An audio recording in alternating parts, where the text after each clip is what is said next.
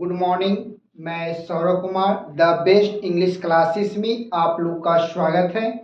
मैं आज प्रीपोजिशन का नेक्स्ट टॉपिक लेकर आया हूँ, जिसमें आज हम लोग सीखेंगे कि प्रीपोजिशन में टू और फ्रॉम का यूज़ कैसे करेंगे। पिछले वीडियो में मैंने देखा था इन और इनटू का यूज़ किस प्रकार कर किए थे। इन का प्रयोग कैसे करते हैं? जब हम किसी घेरा के अंदर रहते हैं तो हम इन का प्रयोग करते हैं। यदि हम बाहर से अंदर की ओर करते हैं तो इनटू का प्रयोग करते थे। आज हम जानेंगे टू का प्रयोग किस तरह करेंगे। देखिएगा अपनी नोटबुक में लिखिएगा यूजेस ऑफ टू और from. TO2 oblique from PFROM। Uses of to और फ्रॉम।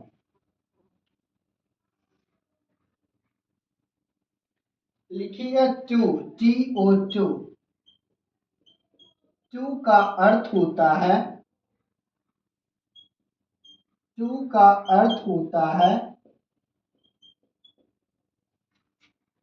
लिखिएगा टू का अर्थ होता है किसी जगह की ओर या सीमा की ओर। टू का अर्थ होता है किसी जगह या किसी सीमा की ओर। किसी सीमा की ओर अर्थात ये समझेंगे हम कैसे, देखिएगा। जैसे में हम एक टेम्पल बनाते हैं अर्थात मंदिर, ठीक है, इसको समझिएगा।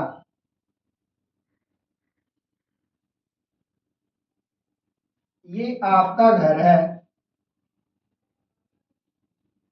ये आपका घर है,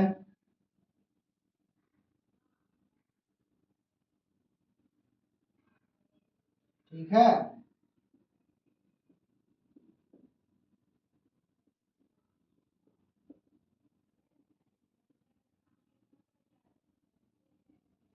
ये आपका घर हो गया। अब हमको मंदिर तक जाना है, ठीक है।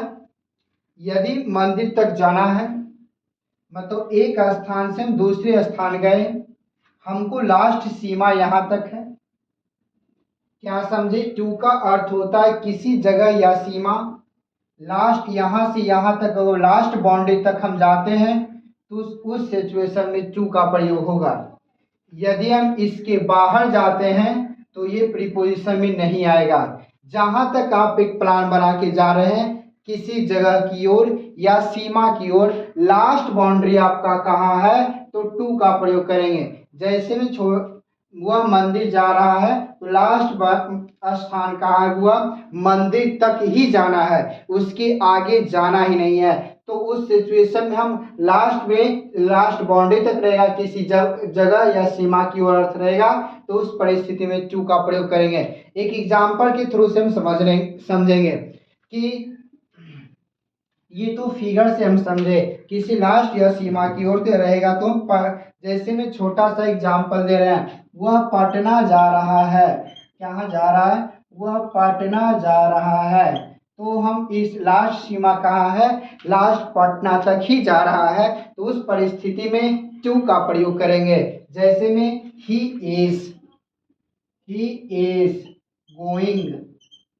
Is going to Patna. Last सीमा पटना, मतलब हमको पटना से आगे जाएंगे तो उस समय प्रीपोजिशन का यूज टू का प्रयोग नहीं करेंगे। लास्ट बाउंड्री या तो किसी जगह या सीमा की ओर के अर्थ में होता है, तो उस सिचुएशन में प्रीपोजिशन में टू आएंगे। अब अगले नोट में देखिएगा फ्रॉम का अर्थ होता है FROM। फ्रॉम का अर्थ होता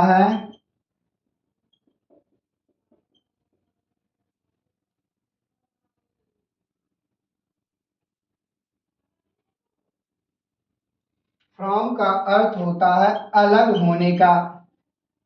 फ्रॉम का अर्थ होता है अलग होना। अब समझिएगा, छोटा सा एग्जाम्पल दे रहे हैं। यदि ये हुआ पटना, ये हुआ दिल्ली, यहाँ से ट्रेन चला, क्या समझे? यदि ट्रेन पटना से चलती है, दिल्ली को जाती है, तो लास्ट बाउंड्री कहाँ है? दिल्ली। लेकिन पटना को लेकर तो नहीं चला गया, तो पटना यहाँ पर फ्रॉम का प्रयोग करेंगे। पटना जो है पटना से दिल्ली तक जा रही है, तो उससे लास्ट बाउंड्री है दिल्ली, तो लास्ट सीमा दिल्ली तक ही गए, लेकिन पटना को तो उठा कर लेके नहीं गए। तो एक स्थान से दूसरे स्थान से अलग होने का भाव व्यक्त करेगा, तो उस परिस्थिति में फ्रॉम का प्रयोग करेंगे। तो एक और एग्जाम्पल हम देते हैं फ्रॉम का, देखिएगा।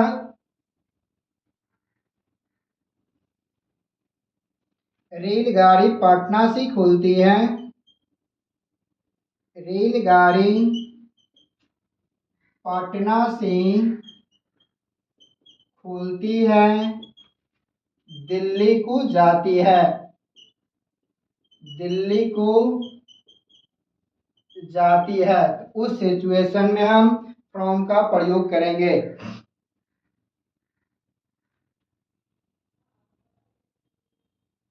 तो बनाइए कैसे, the train, the TRAIN, the train, उसके बाद क्या बनाएंगे, द ट्रेन क्या खुलना के start, STARTS, the train starts from Patna,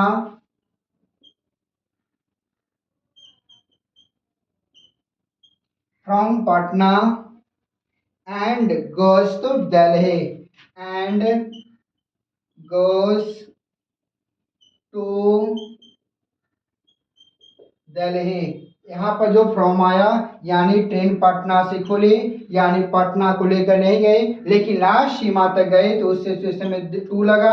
और यहाँ पर पटना से किसी स्थान से अलग होने का भाव व्यक्त किया, तो उस परिस्थिति में फ्रॉम का प्रयोग करेंगे। जैसे में एग्जाम्पल थोड़ा सा दूसरा देते हैं, जैसे रेखा घर से आई, रेखा केम, रेखा केम फ्रॉम हाउस। इस सिचुएशन में इस तरह बनाएंगे, रेखा केम फ्रॉम हाउस या होम का भी परिस्थिति कर सकते हैं।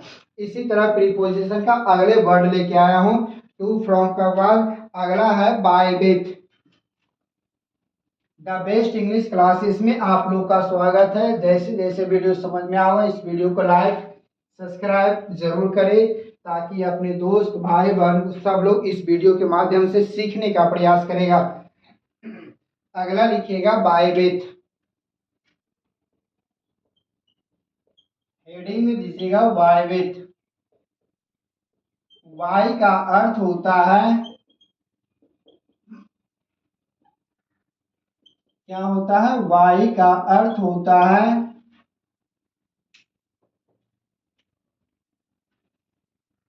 समीप या साधन, वाई का अर्थ होता है समीप या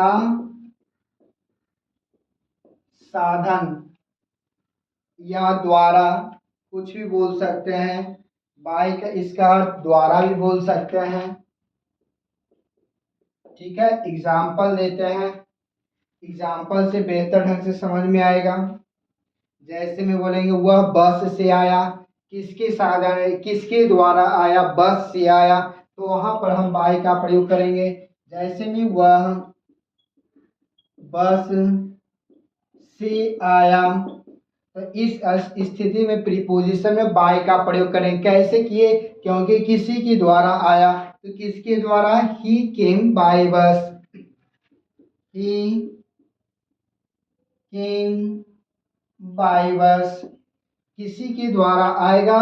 ये V2 कैसा है, क्योंकि पास्ट इंडेफिनिट टेंस का वाक्य है, तो उस परिस्थिति में V2 आया। ही केम बाय बस, वह बस से आया। दूसरा है विथ, विथ के बारे में हम जानेंगे। विथ का अर्थ होता है,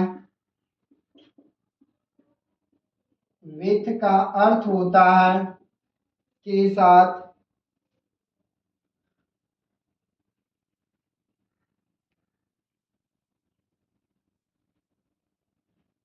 विथ का अर्थ होता है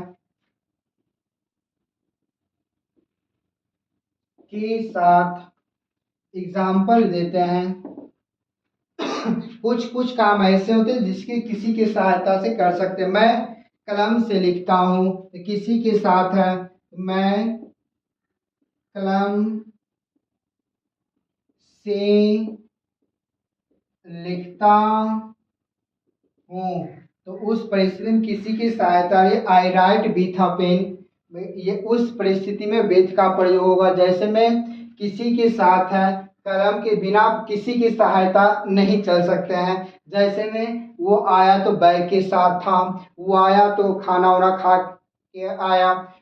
उस परिस्थिति में जैसे मैं कलम से लिखता हूँ, I write with a pen, I write with a pen.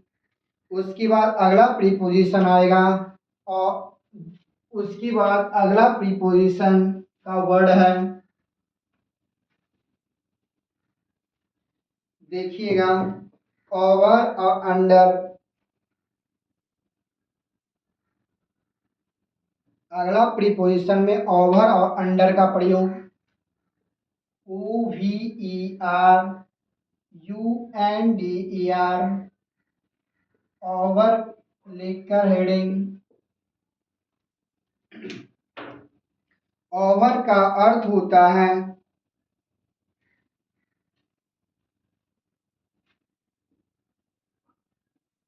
Over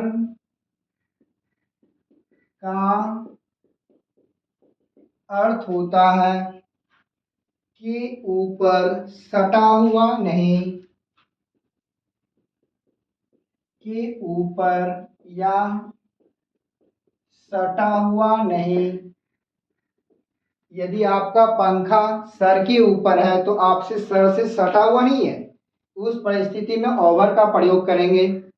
over का प्रयोग तभी करेंगे जब अपने सर, जैसे में छत के ऊपर सटा हुआ नहीं है, उस परिस्थिति में ओवर आएगा। पंखा मेरे सिर के ऊपर है, पंखा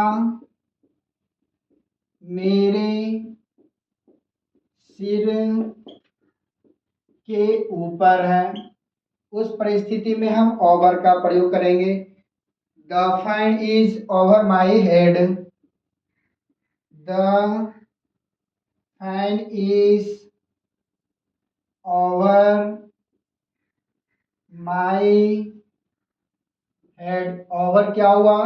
प्रीपोजिशन। नेक्स्ट क्या है? Under, UNDER। अंडर का अर्थ होता है, अंडर का अर्थ होता है कि नीचे, अंडर का अर्थ होता है कि नीचे। एग्जाम्पल देते हैं, गाय पेड़ के नीचे है। गाय हमेशा पेड़ के ऊपर नहीं रह सकता है, गाय पेड़ के नीचे है। कभी भी गाय को ऊपर रखे फिर नीचे आ जाएगा, क्योंकि वजन होता है, पेड़ के ऊपर कभी रह ही नहीं सकता है। उस परिस्थिति में ओवर लगाएंगे ही नहीं, तो उस परिस्थिति में हम गाय पेड़ के नीचे है तो हम अंडर का प्रयोग करेंगे। The cow is under the tree, the cow is under the tree, the cow is under the tree. इसी तरह हम नेक्स्ट लेकर आएंगे नेक्स्ट वीडियो में फोर और सिंस का प्रयोग, ऑफ का प्रयोग, ऐसे ऐसे बहुत सारे वर्ड आएंगे। तब तक इस वीडियो को लाइक, सब्सक्राइब और कमेंट जरूर करें, ताकि प्रीपोजिशन का अगले वीडियो अच्छे ढंग से फिर मैं लेके आऊँ इसी तरह। तब तक इस वीडियो को लाइक, सब्सक्राइब जरूर करें। आज पर के लिए इतना रहने देते हैं। धन्यवाद। इसी तरह हंसते ही मुस्कुराते ही पढ़ते रहिए।